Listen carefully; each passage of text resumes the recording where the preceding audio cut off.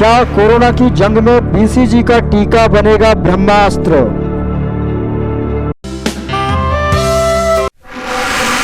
आखिर क्यों कोरोना का काल बन रहा बीसीजी का टीका?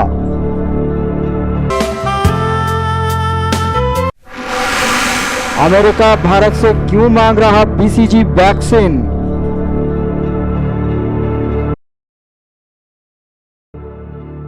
दुनिया भर में कोरोना ने तबाही का मंजर बना दिया है।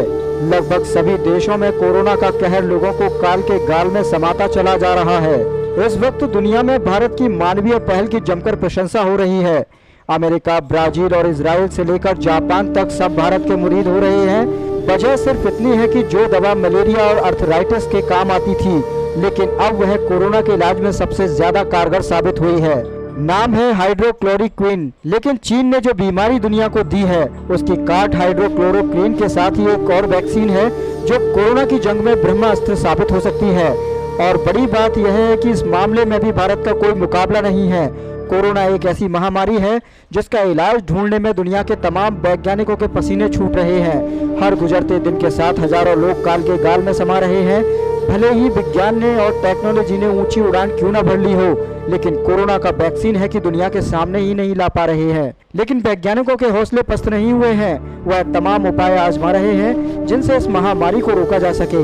लिहाजा वैज्ञानिकों ने इसको देखते हुए 100 साल पहले का रुख किया है, क्योंकि ठीक 100 साल पहले एक महामारी से लड़ाई में बीसीजी यानी बैसिलस कैलमेट-ग्लोरी नाम का टीका बनाया गया था, जो अब एक बार फिर उम्मीद की किरण बनकर सामने आया है। कोरोना की जंग में बच्चों को लगने वाला बीसीजी का टीका कई देशों में गेम चेंजर साबित हो रहा है। इस टीके का उपयोग करने वाले देशों में कोरोना संक्रमण के कारण हो रही मौतों के मामले में अन्य के मुकाबले 6% तक की कमी देखी गई है। शोधकर्ताओं ने दावा किया है कि अगर इस टीके का उपयोग किया गया होता तो शरीर की प्रतिरक्षा प्रणाली मजबूत होती, जिससे कोरोना से होने वाली मौतों का आंकड़ा भी कम हो सकता था।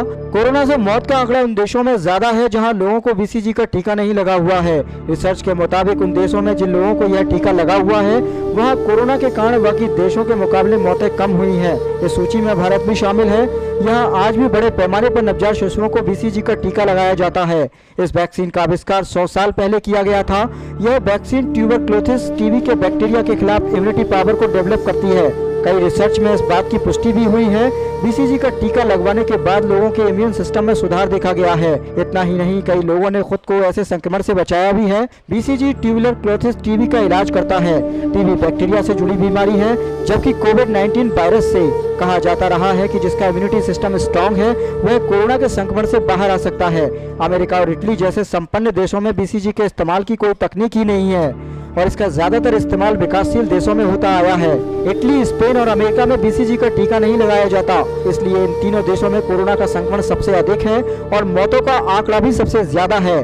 कई शोधों में इस बात की पुष्टि भी हुई है कि बीसीजी का टीका लगने के बाद लोगों की रोग प्रतिरोधक क्षमता में वृद्धि होती है और यह संक्रामक रोगों से बचाने में कारगर साबित हुआ है।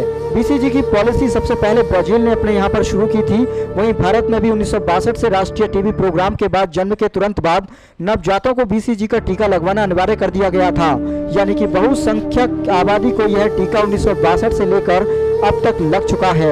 अमेरिकियों के बीच किए गए एक टेस्ट के मुताबिक बीसीजी टीका के 60 साल के बाद तक अधिकतर लोगों में टीबी का बैक्टीरिया असर नहीं दिखा पाता है। यह दूसरे संक्रामक रोगों के लिए काफी मानव शरीर में काम करता है, रोग प्रतिरोधक प्रणाली को भी मजबूत बनाता है। वर्ल्ड हेल्थ ऑर्गेनाइजेशन ने भी इसकी पुष्टि करते हुए कहा है कि बीसीजी के टीके के कारण टीबी के अलावा भी सांस की कई बीमारियों से निजात मिलती है। शोधकर्ताओं को उम्मीद है कि आने वाले दिनों में इस बीसीजी वैक्सीन से रोग प्रतिरोधक क्षमता स्ट्रांग होगी, जिसके कारण वह छोटे मोटे संक्रमण से संक्रमित नहीं होंगे और अब कोरोना के संक्रमण को भी कम करने में यह टीका ब्रह्मास्त्र बनता जा रहा है।